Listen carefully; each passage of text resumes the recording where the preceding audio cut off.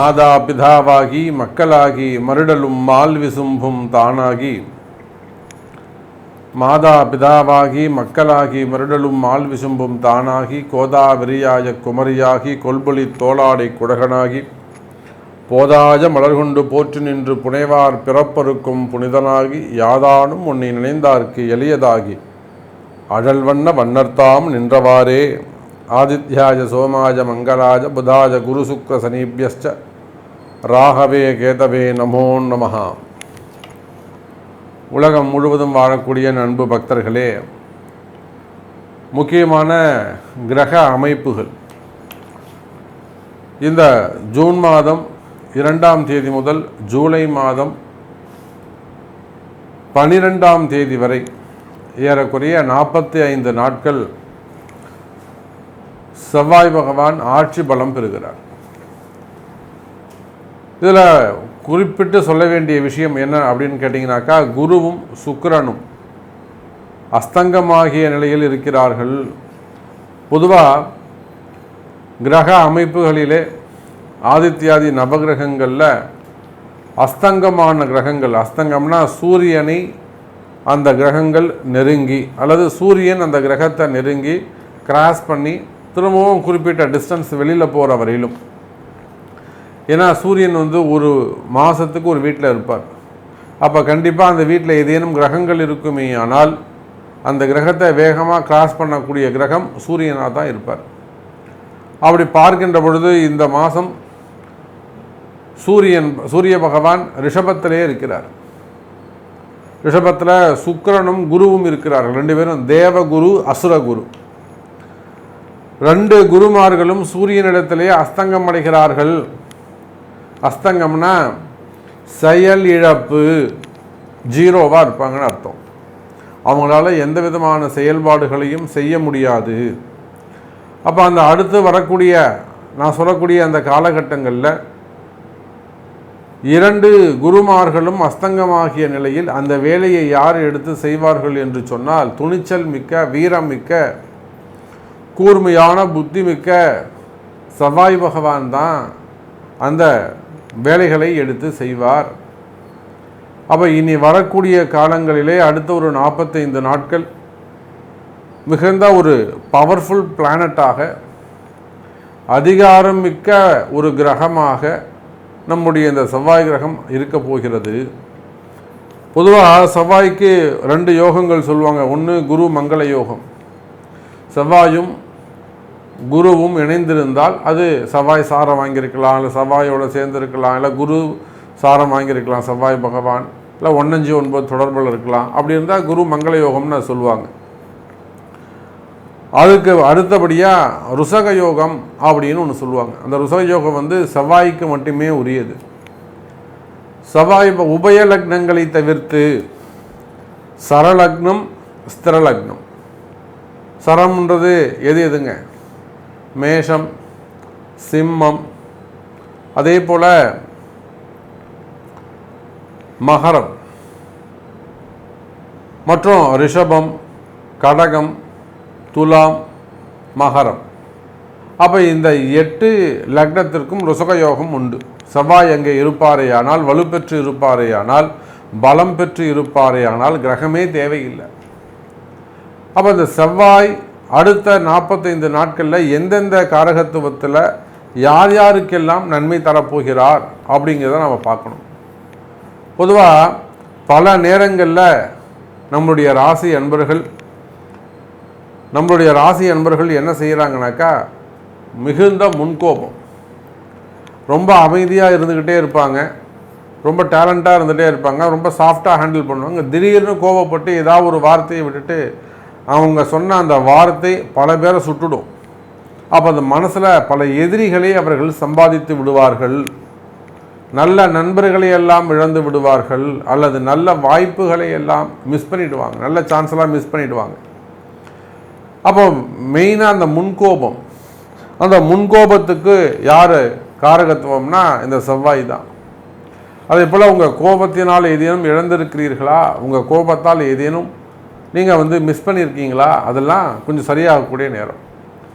அதே போல் துணிச்சல், அதுக்கும் இந்த செவ்வாய் பகவான் தான் காரணமாக அமைகிறார். துணிச்சலை பொறுத்தவரையிலும் செவ்வாய் எதையும் நீங்கள் துணிஞ்சு செய்ய, நான் துணை இருக்க உனக்கு, அந்த குருவும் சுக்கிரனும் இருந்தால் உங்களுக்கு என்ன சப்போர்ட் பண்ணுவாங்களோ அது இந்த செவ்வாய் பகவான் உங்களுக்கு தரப்போகிறார். இப்படி இந்த மாதிரி நிறைய சப்ஜெக்ட் நாம் உள்ளே பார்க்க போகிறோம்.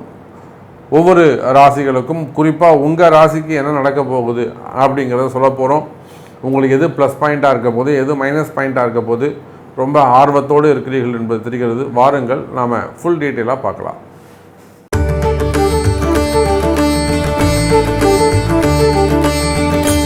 துலாம் ராசி நேயர்களே, இந்த துலாம் ராசியை பொறுத்தவரையில் செவ்வாய் பகவான் உங்களுக்கு நேர் 7வது பார்வையாக துலாம் ராசியை பார்க்கிறார். இப்போ நம்ம பார்த்துக்கிட்டு இருக்கிறதே செவ்வாய் பகவானை அடிப்படையாக கொண்டு தான். இந்த செவ்வாயுடைய மாற்றம் குறிப்பாக குருவும் சுக்கிரனும் அஸ்தங்கமான காலத்தில், ஏன்னா இப்போ நன்மை செய்யறதுக்கு கிரகம் வேணும். சனியால் நன்மை செய்ய முடியாது, ராகு கேதுவால் நன்மை செய்ய முடியாது. சந்திரனை நம்ம தினந்தோறும் ஒரு இடத்துல இருப்பார். அப்போ ஓரளவுக்கு வலிமையான கிரகம், துணிச்சலான கிரகம், வீரமான கிரகம் அப்படின்னா நம்ம இப்போ செவ்வாயை தான் பார்த்தாலும். துலாம் ராசிக்கு நல்லது நடந்துட்டு, ராகு கேது வெளியில் போயிட்டாங்க, அர்த்தாஷ்டம சனி முடிஞ்சது.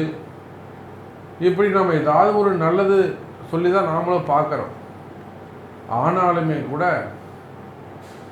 எனக்கு தெரிஞ்சு இன்னும் கூட ஒரு 30% துலாம் ராசி அன்பர்கள் வெளியில் சொல்ல முடியாத ஒரு சில கஷ்டங்களில் இருந்து வருகிறார்கள்.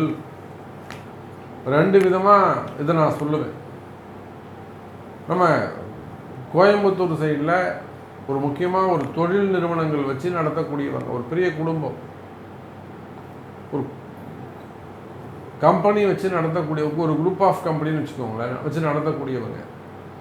அந்த குடும்பத்தில் ஒரு பக்கம் ஃபேமிலிலையும் ப்ராப்ளம், அண்ணன் தம்பிங்க, அக்கா தங்கிங்க, சொத்து பிரச்சனைங்க அப்படி வருது. இன்னொரு பக்கம் பார்த்தீங்கன்னாக்கா செய்யக்கூடிய தொழில் நிறுவனங்கள், அந்த தொழில் நிறுவனத்தில் முக்கியமான ஒரு பிரச்சனை, ஃபயர் ஆக்சிடெண்ட்டு, தொழிலாளர்கள் அங்கே இருக்கிறவனே ஒரு பிரச்சனையை ஏற்படுத்திடுறாங்க. அப்போ அது மாதிரி முக்கியமான காலகட்டத்தில் நம்முடைய வாராகி இடத்துல வருகிறார்கள்.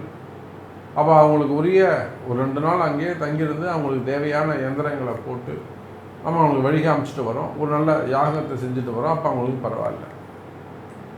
அப்போது எனக்கு தெரிஞ்சு இன்னும் கூட 30% துலாம் ராசி என்பர்களுக்கு முழுமையாக ரெக்கவரி ஆகிட்டாங்களா அப்படின்னாக்கா இல்லை, இன்னும் ஒரு சில சிரமங்கள் அவங்களுக்கு இருந்துக்கிட்டு தான் இருக்குது. அப்புறம் துலாம் ராசினா சிறப்பாக யோகமாக இருக்குது, சூப்பராக இருக்குதுன்னு சொல்கிறாங்களே, உண்மைதான். இதில் உங்கள் தலையெழுத்து என்னங்கிறத நீங்கள் செக் பண்ணிக்கணும். அதுதான் உங்கள் பிறப்பு ஜாதகம். துலாம் ராசி என்பது எல்லாருக்கும் நல்லா இருக்குது, மழை எல்லாருக்கும் தான் நல்லா இருக்குது. எந்த வீட்டில் ஓட்டை இருக்கோ அங்கே உள்ள மழை கூட்டம் அவங்களுக்கு கஷ்டமாக இருக்கும். புரியுதுங்களா? ஒரு மழை பெய்யுது இப்போ, அதுவும் இந்த வெயில் காலத்தில் மழை பெஞ்சால் எல்லாருக்கும் சந்தோஷம் வந்துடும். அதுவே ஒரு 4 கூரை வீடுகள்லையோ இல்லை 4 மாடி வீடுலேயோ கூட கொஞ்சம் ஓட்டை இருக்குன்னு ஹோல்ஸ் இருக்குன்னு வச்சுக்கோங்க, அந்த மழையை அவர்களுக்கு என்ன பண்ணுங்க, எதிரானதாக கஷ்டத்தை கொடுக்கக்கூடியதாக மாறிவிடும். அப்போ மழை என்பது பொதுவான ராசி பலன். அது நன்மையா தீமையா அப்படிங்கிறது உங்களுடைய தலையெழுத்து, பிறப்பு ஜாதகம். இந்த வேறுபாட்டை நீங்கள் தெரிஞ்சுக்கணும். நிறைய துலாம் ராசி என்பர்கள் கமெண்ட் பாக்ஸில் பாருங்கள், எனக்கு இது நடக்கவே இல்லை, எனக்கு இது நடக்கவே இல்லை. ஏன் நடக்கலை? எது உங்களுக்கு தடையாக இருக்குது? அதுக்கு நீங்கள் என்ன முயற்சி எடுத்தீங்க? நான் அங்கே ஜாதகம் பார்த்தேன், இங்கே ஜாதகம் பார்த்தேன், வழிபாடுகள் சொன்னாங்களா, அது செஞ்சீங்களா? அதுக்கான என்ன முயற்சி எடுத்தீங்கிறது தான் இங்கே கேள்வி. அப்படி பார்க்கின்ற பொழுது துலாம் ராசி அன்பர்களே, இந்த செவ்வாயுடைய நேரடி பார்வை, நீங்கள் ஒரு சாதாரண விவசாயியாக இருக்கலாம், அங்கே போய் பாருங்கள், எத்தனை தோப்பு வச்சுருக்காங்க, எத்தனை தோட்டம் வச்சுருக்காங்க, காடுகளை வச்சுருக்காங்க, காடுகளை வச்சு காய்கறி பயிரிடுறாங்க விவசாயிகள். இன்னும் சொல்லப்போனால் ஒரு தோட்டத்தில் அற்புதமான ஒரு பொருள், அற்புதமாக அவங்களுக்கு அந்த வாழ்க்கையை மாற்றி கொடுத்தது, ஒரு அதிர்ஷ்டம். அப்போ அந்த மாதிரி உங்களுக்கு நல்லது நடக்கணும். அப்போ அதுக்கு என்ன பண்ணணுங்க, உங்களுக்கு நல்ல குரு கிடைக்கணும். நீங்கள் முதல்ல உங்கள்கிட்ட தேடுதல் இருக்கணும். இந்த பிஸ்னஸ் எனக்கு இப்படி தொழில் இப்படி நடந்துட்டு இருக்கு சாமி, தோட்டம் இப்படி இருந்து காப்பு இருக்குது ஆனால் எனக்கு விளைச்சல் இல்லை, அல்லது விளைச்சல் இருக்குது விலை இல்லை. இப்போ உங்கள்கிட்ட இருக்கக்கூடிய அதுக்கு என்ன பரிகாரங்கள் பண்ணால், அதுக்கு என்ன யாகங்கள் செய்யணும் என்பதை அறிந்து செய்வீர்களே ஆனால் உங்கள் குடும்பமும் மகிழ்ச்சியாக இருக்கும். துலாம் ராசி அன்பர்களே, உங்கள் குடும்பமும் மகிழ்ச்சியாக இருக்கும். குடும்ப பரிகாரம், குடும்பத்துக்கு தேவையான பிராயச்சித்தங்கள் வழிபாடுகள் செய்வீர்களே ஆனால் இதுதான் நேரம். சாமி உங்களுக்கு அனுகிரகம் செய்வதற்கு வரம் கொடுக்கக்கூடிய நேரம். துலாம் ராசி அன்பர்களே, உலகம் முழுவதும் நீங்கள் எந்த நாடுகளில் வசிக்கக்கூடியவங்களாக இருந்தாலும், உலகம் முழுவதும் நீங்கள் எந்த தொழில் செய்யக்கூடியவங்களாக இருந்தாலும், உலகம் முழுவதும் நீங்கள் எந்த உத்தியோகம் செய்யக்கூடியவர்களாக இருந்தாலும்,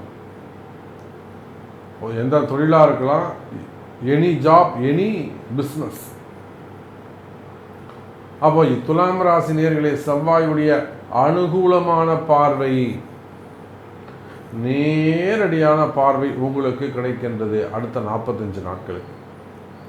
இதனால் என்ன ஆகும்னா 90% நன்மை நடக்கப் போகுது துலாம் ராசி நேயர்களே. அப்போ நான் சொன்ன துலாம் ராசி நேயர்களுக்கு உண்மையான கஷ்டங்கள் இருக்குது, அது என்ன மாதிரியான கஷ்டங்கள் என்பது எனக்கு தெரியும்னு நான் ஒரு பதிவு சொல்லியிருந்தேன். அப்போ இந்த கஷ்டங்கள் விலக வேண்டுமா, அவங்களுடைய பிறப்பு ஜாதகத்தை கொண்டு அதுக்கான வழிமுறைகளை அறிந்து செய்வீர்களே ஆனால் நல்ல முன்னேற்றம் ஏற்படும். எனதருமை துலாம் ராசி நேயர்கள், குறிப்பாக காவல்துறை அதிகாரிகள், ஒரு பெரிய காவல்துறை அதிகாரி துலாம் ராசியில் இருக்கிறார். அவர் ஒரு ப்ரமோஷனை எதிர்பார்த்து உட்கார்ந்துருக்கிறார், ஒரு வளர்ச்சியை எதிர்பார்த்து உட்கார்ந்துருக்கிறார். அதே சமயம் அவங்க ஒரு தொழிலும் தொடங்குறாங்க வேறு ஒருவர் மூலமாக. அப்போ அவங்களுக்கெல்லாம் அந்த மாதிரி காவல்துறையில் இருக்கக்கூடியவங்களுக்கெல்லாம் ஒரு நல்ல அற்புதமான முன்னேற்றம்.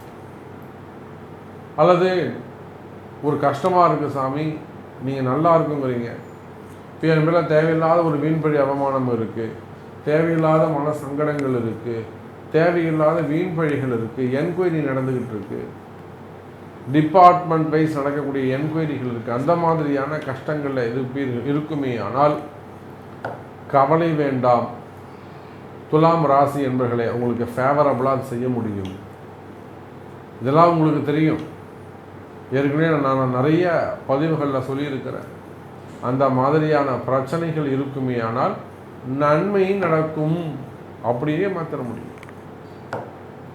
எத்தனையோ வெளிநாடுகளில் இருக்கக்கூடிய வேலையில் இருந்து சட்ட சிக்கல்களில் இருப்பாங்க, ஊருக்கே வர முடியாத சட்ட சிக்கலில் இருப்பாங்க, விசா ப்ராப்ளமாக இருக்கும், என்கொயரி ப்ராப்ளமாக இருக்கும், அங்கே ஏதேனும் வம்பு வழக்குகளாக இருக்கும், இல்லை இங்கே போலீஸ் கேஸாக இருக்கும், ஒரு பெரிய என்கொயரியாக இருக்கும், பதவி போட்டிகளால் என்கொயரியாக இருக்கும். அப்போ இந்த மாதிரியான பிரச்சனையான காலங்களில் கூட அன்னை வாராகி இடத்திலே வருவார்களே ஆனால் அவங்களுக்கு நல்ல பரிகாரங்கள் உண்டு.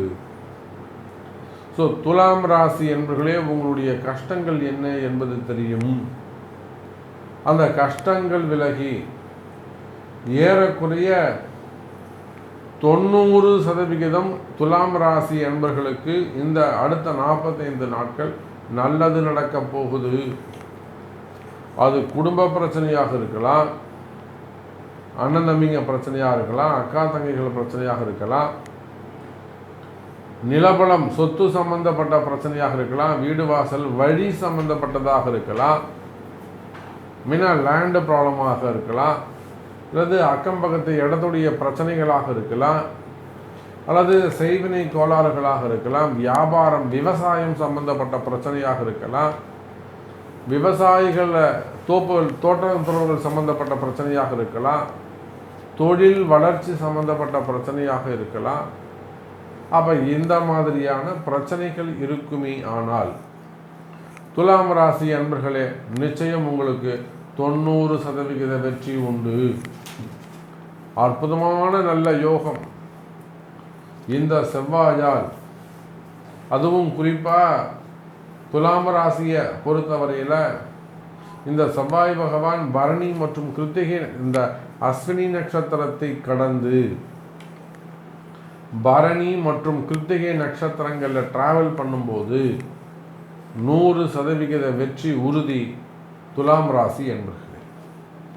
அதுபோக ஸ்பெசிஃபிக்காக இந்த தொழில் இந்த உத்தியோகம் சிறப்பாக இருக்கும் அப்படின்னு சொல்லுங்க சாமி அப்படின்னு கேட்டாக்கா, நிச்சயமாக அரசியல் தலைவர்கள், அரசியலில் ஈடுபட்டிருக்கக்கூடிய அரசியல் தலைவர்களுக்கு நிச்சயமாக இந்த இடத்துல இந்த துலாம் ராசி அன்பர்களுக்கு ஒரு நல்ல வெற்றி காத்திருக்கிறது.